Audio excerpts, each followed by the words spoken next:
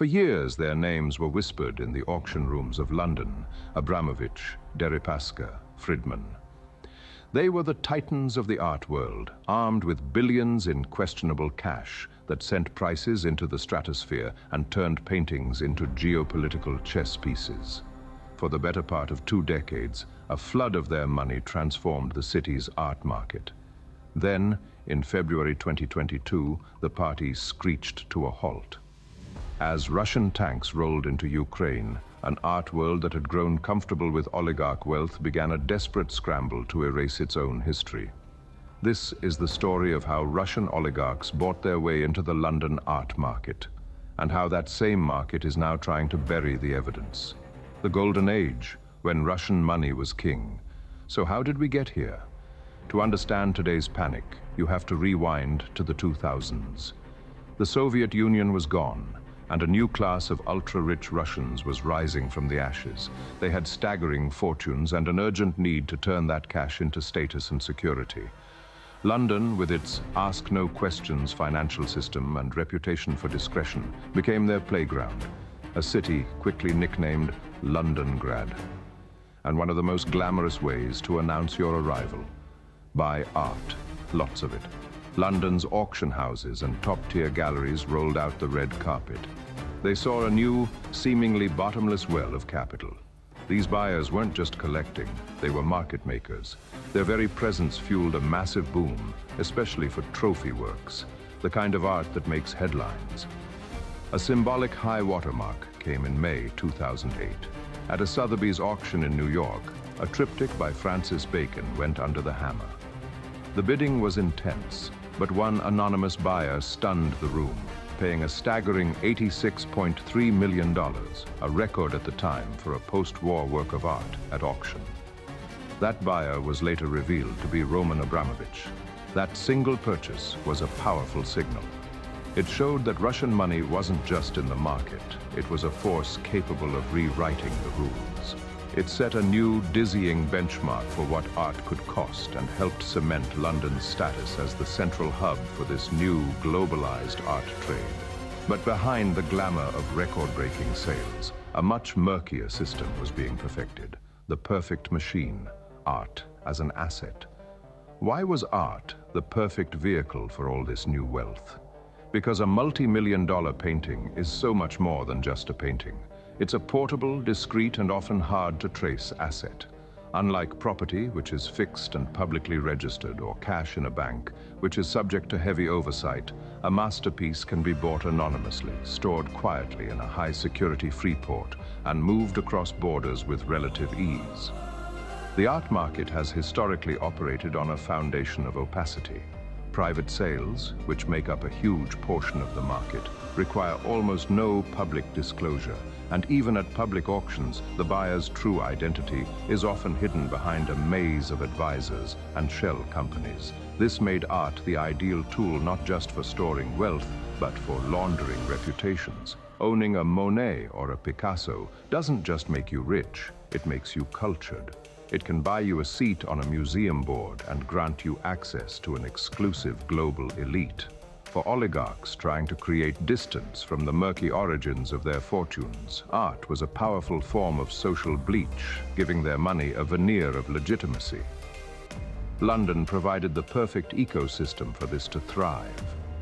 It had the auction houses, the legal experts, and the financial intermediaries all operating within a few square miles, ready to facilitate these complex, high-value transactions, often with few questions asked. For a while, it seemed like a system that worked for everyone. The oligarchs got status, the market got rich, and the city's cultural institutions enjoyed lavish patronage. But it was a house of cards built on willful ignorance. Before we get into the moment, the cracks started to show. If you're watching this on your TV right now, pause the video, grab your remote, and navigate to the subscribe button on the left side of your screen. We cover the hidden financial systems and power structures behind the world's most exclusive industries, exactly like this. Go ahead and subscribe, then come right back, because what comes next is where this story gets a lot darker. The first cracks, Crimea and the warning signs. The first real tremor hit in 2014, after Russia's annexation of Crimea. The West fired back with sanctions targeting key figures in Vladimir Putin's inner circle. Among them were Arkady and Boris Rotenberg, billionaire brothers and close friends of the Russian president. Their assets were frozen, and Western companies were forbidden from doing business with them. In theory, this should have locked them out of the art market. In reality, it barely made a dent.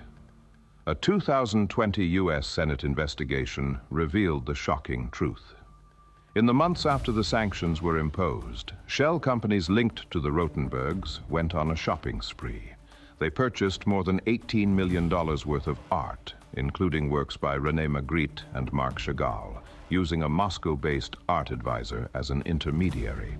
The transactions were structured to hide the final owner, exploiting the art market's deep-rooted culture of secrecy.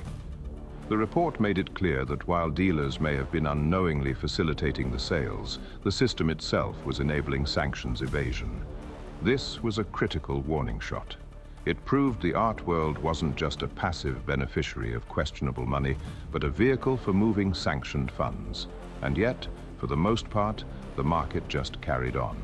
The boom was too profitable to question, and the loopholes were too big to close. It would take a full-scale invasion 8 years later for the real reckoning to begin. The reckoning, the scramble to cut ties. When the 2022 invasion of Ukraine began, the Western response was swift and overwhelming. The sanctions this time were on a completely different scale, designed to cripple the Russian economy and isolate the oligarchs propping up the regime. And this time, the art market couldn't look away. Almost overnight, the industry went into a panic. The UK government imposed a ban on exporting luxury goods to Russia, which included artworks above certain value thresholds. The major auction houses, Christie's, Sotheby's and Bonhams, abruptly cancelled their lucrative Russian Art Week sales in London. They began a frantic process of enhanced due diligence, scrubbing client lists to identify any connection to sanctioned individuals. Cultural institutions, which had once welcomed oligarchs as donors, rushed to distance themselves. The Tate announced it was cutting ties with Victor Vekselberg. The V&A Museum suspended its work with its European Foundation director Peter Avon. The very names that were once a source of prestige were now a mark of shame. But this frantic cleanup revealed an uncomfortable truth. Russian money wasn't just a client base. It was woven into the fabric of the London art scene, and untangling it would be far harder than simply cancelling a few auctions. The market wasn't just distancing itself from a geopolitical crisis. It was confronting a crisis of its own making. The unseen art hiding in plain sight. So, is the problem solved? Has the art market truly been cleansed of sanctioned Russian wealth? The short answer is no. Experts warn that for every public auction, countless private sales are happening behind closed doors, where transparency is minimal and the risk of illicit activity remains high. And the oligarchs have become masters of hiding their assets. Take Roman Abramovich's art collection. Leaked documents from a Cyprus financial services firm, dubbed the Oligarch Files, revealed he owned a breathtaking collection of over 300 works, estimated to be worth nearly $1 billion. But the investigation revealed a crucial detail.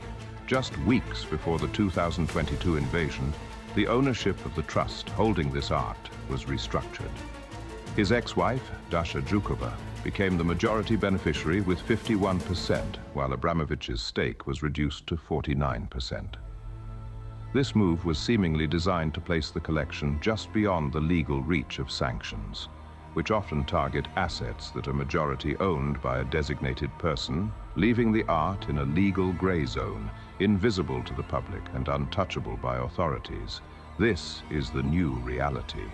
The UK government is tightening regulations. From May 2025, art market participants will face stricter mandatory reporting obligations, and failure to comply could result in massive fines or even prison time. But enforcement is difficult, especially when dealing with complex offshore structures. UK authorities have warned that Russian designated persons still pose a major threat to compliance within the art market. And now, regulators are beginning to take action, launching cases against market participants for allegedly making art available to individuals connected to Russia. The arc of Russian influence on the London art market tells a story in 2 acts. First, there was the dazzling 2-decade boom, where a torrent of oligarch cash made the market richer, faster, and more glamorous than ever before. It helped turn art into a global currency, and London into one of its central banks. The second act is the one we are living through now, the Great Reckoning. The sanctions didn't just expose a few bad actors, they exposed the market's systemic vulnerabilities and its long-standing dependence on opaque global wealth. The desperate scramble to appear clean isn't just about reputation. It's a fight for survival in a world that is finally demanding accountability.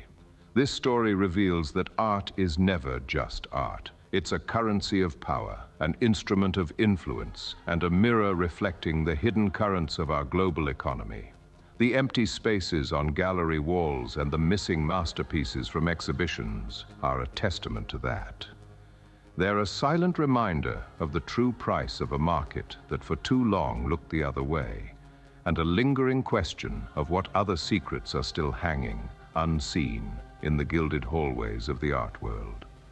What other hidden financial worlds should we investigate next? Let us know in the comments below. If you made it this far, this channel was built for you. We pull back the curtain on the hidden money, the power systems, and the secrets that shape the world most people never see. There's a lot more where this came from. If you're watching on your TV right now, pause the video and hit the subscribe button on the left side of your screen. Don't let the next video pull you away before you do, because once it starts, you might not find your way back.